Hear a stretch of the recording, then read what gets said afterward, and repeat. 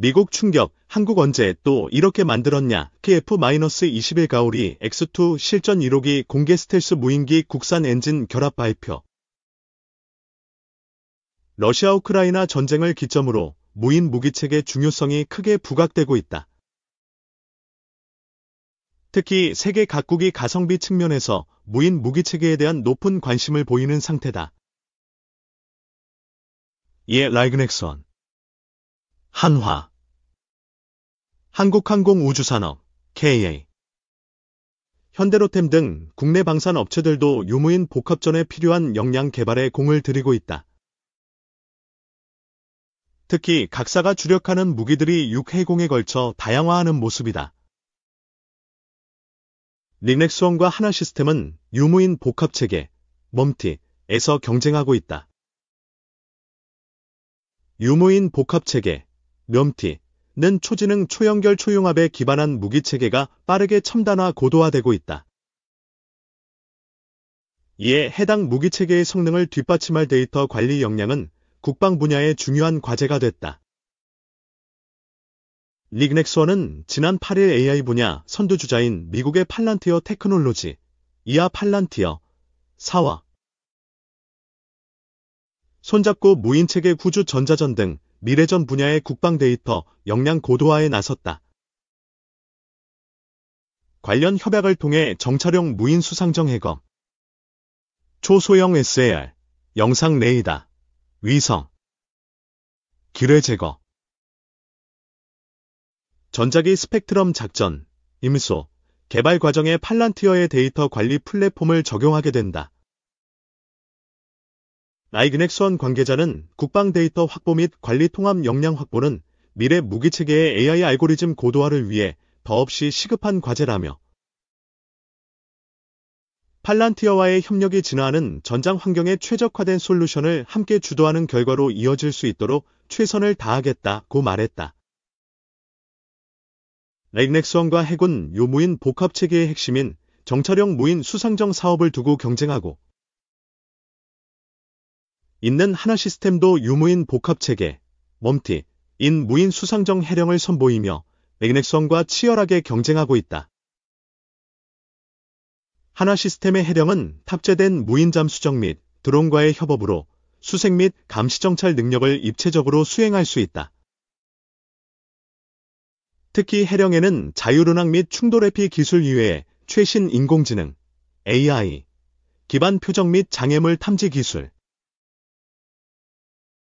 주변의 해상 상태를 인식해 최적의 안전 운항을 수행하게 하는 파랑 회피 자율운항 기술 무인 자율 이접한 기술이 탑재됐다. 아울러 하나시스템은 적외도 통신위성 활용을 통해 육지와 가까운 연안에서 먼바다인 대양까지 초공간 초고속 통신 인프라를 구축할 수 있으며 수상 수중 공중의 유인 전력과 무인 전력을 통합 운용해 임무 수행 영역과 수행 능력을 극대화할 수 있는 위성 분야에서 두각을 나타내고 있다. 하나시스템 관계자는 회사의 통합 전투체계는 요 무인체계의 원활한 통제가 필요한 미래형 함정에 쉽게 적용될 수 있고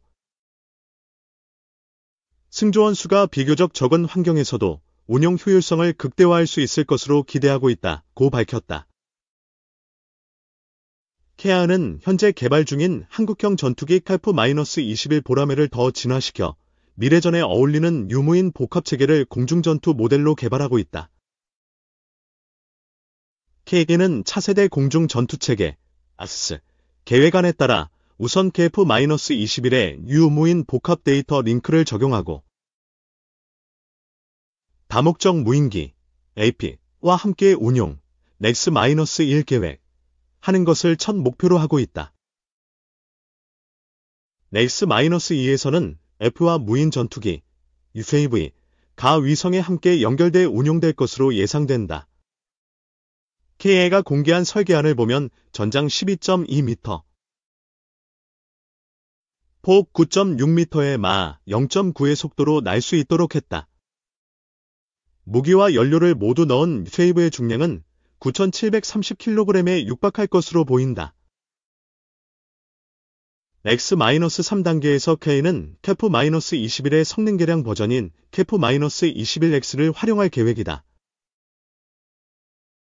KF-21X는 전파 흡수 물질, NEM, 과 전파 흡수 구조, S,을 사용해 5세대급 최저 피탐지, 블로, 스텔스 기능도 갖춘다.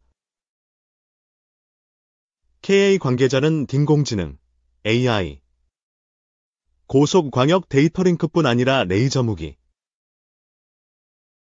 국내 생산 엔진 등도 갖춰 미래 전장 우세를 위한 최적의 전투 시스템을 갖추게 된다고 설명했다. 저출산 고령화로 지상 병력이 대폭 감소하면서 지상 무인 체계에 활용될 수 있는 무인 차량 개발 경쟁도 활발했다. 방위사업청, 방사청은 군인력 대체제로 한화에어로스페이스와 현대로템의 다목적 무인 차량인 헬시르파와 바리온 스메드를 두고 고심하고 있다. 헬시르파는 전기 배터리로 구동하며 평지에선 최대 시속 30km, 야지에서는 최대 시속 10km 속도로 주행 가능하다. 현대모비스와 합작해 에어리스 타이어를 사용한다. 펑크 우려 없이 지속적인 임무 수행을 할 수 있다. 또 전체 6개의 바퀴에 현대모비스에서 개발한 인휠 모터가 개별 장착대 각각의 바퀴가 독립적인 구동력을 발휘한다. 4km 이내에서 무선으로 원격 조종도 가능하다.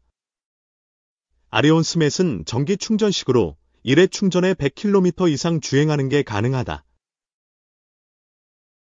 최고 속도는 포장도로 43km/h, 비포장도로 34km/h다. 특히 AI와 딥러닝 기술을 통해 사람과 차량도 식별할 수 있다. 스마트 자율 복귀 기능도 장착돼 있어 생존 능력이 뛰어나다. 차체 윗부분에 달린 총성 탐지 장치로 탄환이 어디서 날아왔는지 파악해 반격도 가능하다. 양승윤 유진투자증권연구원은 무인 전투체계의 경우 유럽뿐만 아니라 중동 지역에서도 꾸준한 수요가 있을 것으로 보인다고 밝혔다. 방산업계 관계자도 둘이 나라를 비롯해 전 세계가 병력 부족으로 인해 무인화에 박차를 가하고 있다며 무인 전투체계의 경우 유럽뿐만 아니라 중동 지역에서도 꾸준한 수요가 있을 것으로 보인다고 강조했다. 이어 무인체계는 기술력의 선점이 무엇보다 중요하기 때문에 선의의 경쟁을 통해 최선을 다할 것이라고 밝혔다. 이 아커스 동맹의 핵잠 공유와 한국 국방개혁, 국제 시스템이 새로운 긴장에 직면한 이 시기 우리 외교의 올바른 좌표 설정은 그 어느 때보다 중요하다. 40년간 현장을 지킨 외교 전략가의 실사구시 시각을 독자들과 공유하고자 한다. 올해로 13회를 맞은 서울안보대화가 9월 11일 12일 서울에서 개최되었다. 60개 이상 국가에서 장차관급 인사들이 참가하였고 그 규모에 어울리게 우리 안보에 직결되는 많은 중요한 의제가 다루어졌다. 국방개혁이 본회의 주제로 다루어져 미국, 영국 그리고 독일의 국방차관들이 판넬로 참가하였고 필자가 그 사회를 맡아보았다. 우리 역대 정부들은 예외 없이 국방개혁을 중요 국정과제로 추진했다. 따라서 지난 100여 년간 국제평화와 전쟁의 문제에서 가장 주도적이고 핵심적 역할을 해왔던 세계 국가의 고위급 국방 지도자들이 국방개혁에 대하여 어떤 생각을 갖고 있는지가 매우 궁금하였다. 우선 현 시점에서 국방개혁이 왜 중요한 과제인지에 대해 문의하였는데 이들의 답변에 많은 공통점이 있었다. 우크라이나 사태 등에서 보듯이 냉전 종식 이후 전 세계로 확산되었던 규범에 기초한 국제질서가 세계 도처에서 도전받고 있는 것을 가장 큰 문제로 지적하였다. 드론을 비롯한 무인 무기, 인공지능, AI, 외 무기화 등 기술의 발전을 두 번째 문제로 그리고 전장의 개념이 사이버 공간과 우주까지 확장되는 것도 국방개혁이 더욱 중요해진 이유라는 의견을 제시하였다. 필자는 그런 배경에서 그들 나라가 어떤 점에 초점을 맞추면서 국방개혁을 추진하고 있는지를 문의하였는데, 이에 대한 삼국의 답변에도 많은 공통점이 있었다. 첫째, 국방개혁이 속도감 있게 추진되어야 한다는데 의견을 같이 했다. 국방 예산은 큰 규모의 사업이 많아 필요성이 제기된 시점부터 대응 무기 체계가 현장에 전달될 때까지 많은 시간이 소요되어 왔는데, 이를 개선하는 것이 중요하다는 것이다. 특히 미국 국방차관은 자신들이 도입한 내비게이터 사업을 소개하면서 미국은 이 사업을 통하여 통상 절차를 따르면 7년 이상 걸렸을 사업을 불과 12개월 만에 종료할 수 있었다고 성공 사례로 제시하였다. 둘째, 상호 운용성을 고려하면서 개혁을 추진하여야 한다는 의견도 공통적으로 제시하였다. 동맹국 간의 공동 군사작전의 필요성이 늘고 있는데, 무기 체계가 상호 운용 가능해야 소기의 효과를 발휘할 수 있으므로 나토, 그리고 인태 지역의 동맹국들이 개혁 과정에서 그 중요성을 고려해야 한다는 것이다. 특히 영국 차관은 미영 호주 간에 구성된 오커스, 어거스 동맹 사업은 원자력 추진 잠수함을 공급하는